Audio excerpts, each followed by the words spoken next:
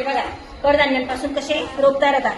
बघा हे बी, त्याच्यानंतर बघा रोप मोठे झाल्यानंतर काय येतात त्याला झाडाला शेंगा येतात. बघा आता बघा इथे आपण वेगवेगळ्या प्रकारचे बी ठेवलेले आहेत. ही कसली बी आहे?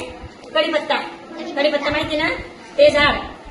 बघा सुरुवातीला असं बी असतं, नंतर ते काही दिवसाने पिकल्यानंतर बघा हा कलर तयार होतो आणि नंतर याच्यामध्ये काळ्या रंगाचे चॉकलेटी जांभूळ सारखा रंग दिसतोय ना. त्याच्यानंतर याच्यातून बी तयार झाल्यानंतर बघा कढीपत्त्याचं रोप तयार होतं. बघा कढीपत्त्याला बी आलेलं दिसतंय सगळ्यांना. बघा सुरुवातीला हिरवं होतं, त्याच्यानंतर थोडंसं बघा काळपट रंगाचं तयार झालेलं आहे. त्याच्यानंतर बी आहे सीताफळ. सीताफळाची बी आहे. त्याच्यापासून बघा सीताफळाचं झाड कसं तयार होतं माहिती तुम्हाला? हे बघा सीताफळाचं झाड, या बी पासून हे रोप तयार होतं आणि याच्यानंतर मोठं झाड तयार होतं. बघा त्याच्यानंतर बघा खारीक.